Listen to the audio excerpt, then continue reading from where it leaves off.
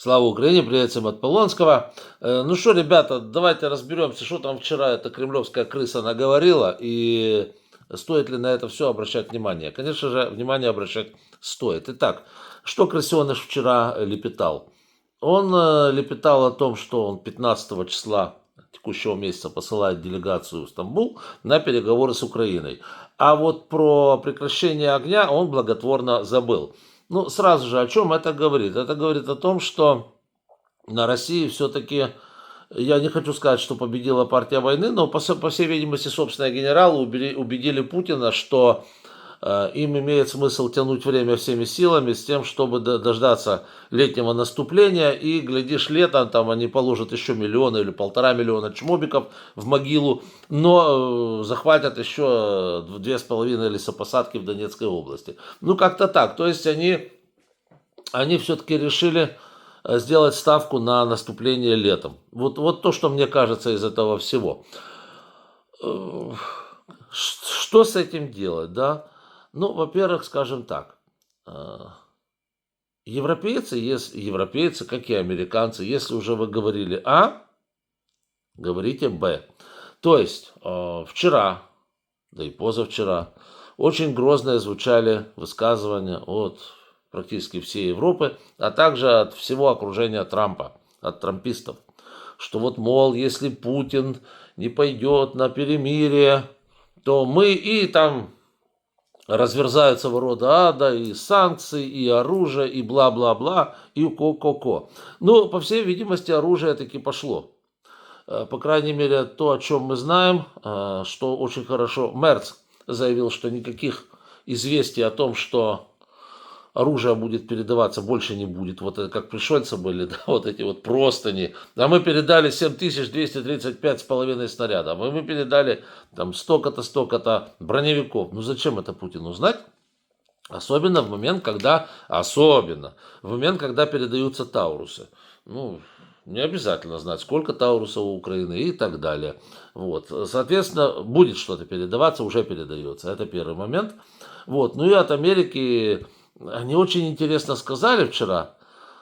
Может, это тоже повлияет на ход переговоров. Они передали нам 100 ракет для Патриотов и 100 дальнобойных артиллерийских снарядов. Ну, это явно не просто снаряды Хаймерса, потому что снаряды Хаймерсов дальнобойными, ну, не назовешь. Это там у них расстояние рабочее, это там от 30 до, пускай там, я не знаю, там, ну, 80 они даже не летят, по-моему, да, километров 70-75. А теперь встает вопрос. Если речь идет о дальнобойных, значит, это уже могут быть, первое, атакамсы, меньшая вероятность. Второе, летающие бомбы, типа GBU. Вот это вот очень большая вероятность того, что именно их и передали. Это очень хорошая штука, она не ее сбить невозможно, короче говоря, эту бомбу. Вот, а летает она исключительно точно и делает сумасшедшее разрушение. Короче говоря, очень хорошая вещь. Конечно, не Атакамс, но классная штука. Вот скорее, с моей точки зрения, скорее всего, это. Вот. Ну и патриоты нам нужны. Да, так вот, мы будем говорить, передадим Украине оружие, а против России введем новые санкции. Вы поймите тоже правильно, что, по всей видимости, так оно и будет. Сейчас у очень многих наступила такая пора уныния, что и все плохо, союзники-чмошники, они ничего не делают. Трамп уже успел заявить, что он дико счастлив тому, что Путин пошел... Куда Путин пошел? На поводу? Так он же отказался от перемирия. Что Путин сделал первый шаг и так далее, и такой замечательный день для России и Украины, мы начнем переговоры, а-ля-ля, улю-лю. Да. Макрон тут же заявил, что этого недостаточно, того, что сказал Путин.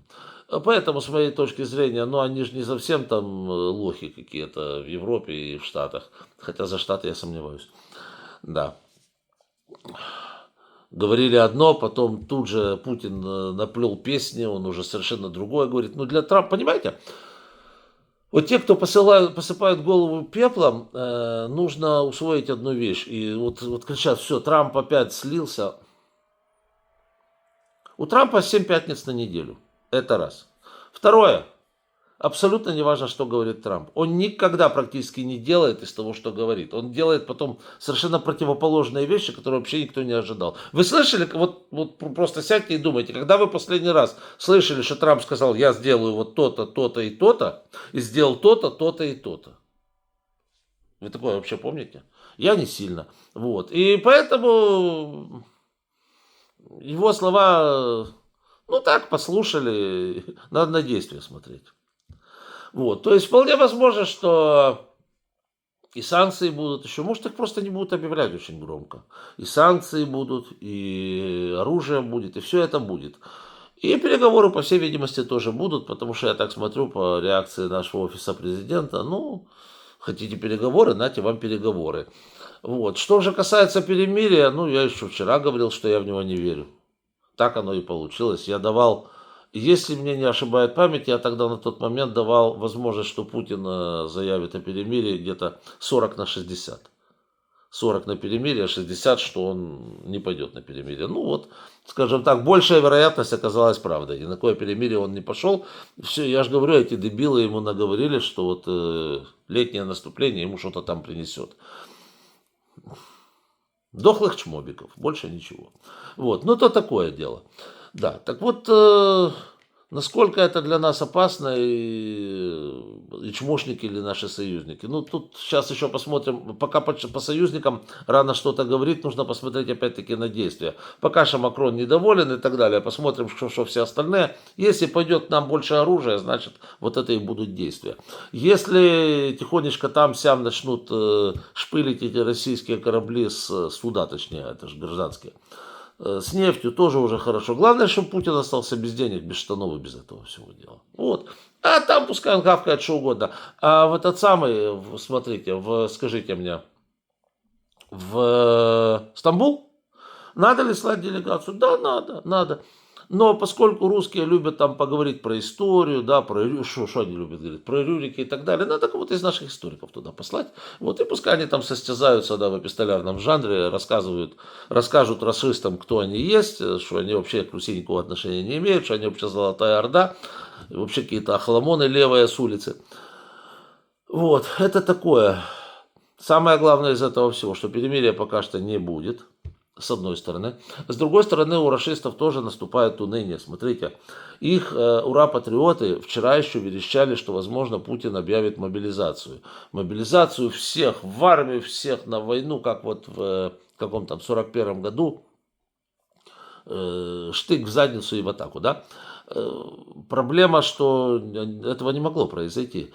В принципе, уже было понятно, что когда он пригласил туда кучу западных журналистов в час или в 2 часа ночи, кстати, тоже это показывает, что человек не совсем здоровый, созывать в 2 часа или в 2 часа ночи пресс-конференцию. Это, кстати, очень интересный такой ход и очень интересный момент.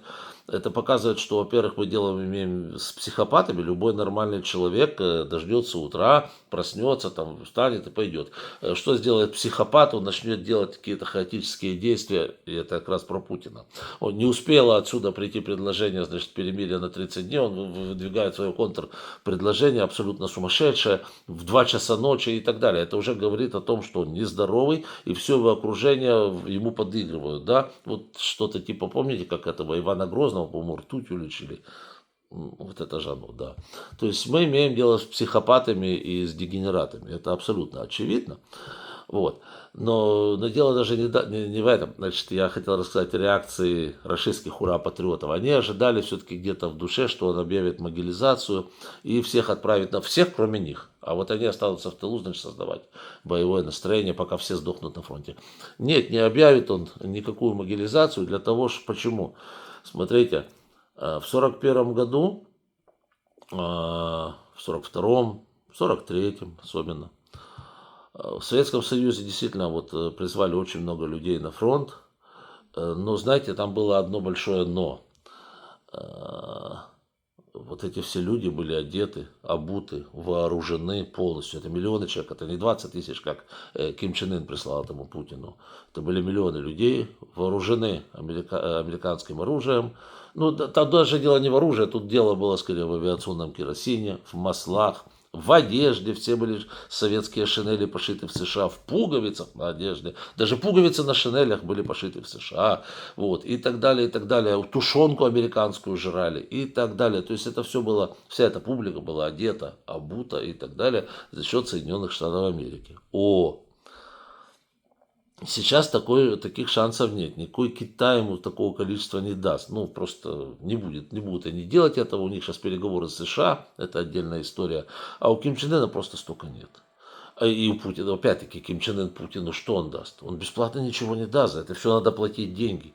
Там каждая шинель, которую он нам передаст этим русским охламонам подыхать, в которой они должны сдохнуть на фронте, будет стоить как Мерседес. Вы же прекрасно понимаете, что на Ким Чен Ына, где сядешь, там и слезешь. Он друг Путину, но только за очень большие деньги, которые сейчас вот санкциями обламываются. Сейчас там у них падение сумасшедших доходов и так далее, а расходы растут. Да. Так что, в принципе, он даже и не мог объявить никакого этого военного положения, войну объявить, да, и всех послать на фронт, просто потому что их надо чем-то вооружить, одеть, обучить. Даже, у них даже не получится им по топору дать. Не то, что там. Вот. Поэтому это, да, и вот в соцсетях в российских уже понеслось, вот, сумасшедший дед, и начали на него гнать, да, на своего же, этого, чмындрика этого плешивого. Вот, пошли на него нагонять, что он, значит, не объявил могилизацию и так далее, и так далее. Я просто говорю, я на этих всех нагоняйлов хочу посмотреть, как они окажутся в первых рядах на фронте, где это все обычно пишут с мягкого дивана. Да. Вот, поэтому, ребята, ситуация сейчас следующая. Перемирия сейчас не будет. Посмотрим на настоящую, на истинную реакцию США и Европы. Все зависит от того, насколько серьезными будут санкции, насколько много оружия получит Украина. Вот, потому что вот от этих переговоров в Стамбуле ждать чего-то хорошего тоже абсолютно не приходится, просто потому что это будет ни о чем. Эти будут нам рассказывать опять денацификацию, демилитаризацию, ну, всю эту шизологию, которую нормальный человек даже не станет слушать. Вот, наши им ответят по делу, скажут, пошли вы вон, собаки. Вот, собственно говоря, вот такие переговоры предстоят, ничего хорошего от них ждать не приходится. Единственное, как говорится, что нам нужно сейчас, это побольше оружия, да, и оставить Путина и его шайку-лейку без штанов. Вот и все.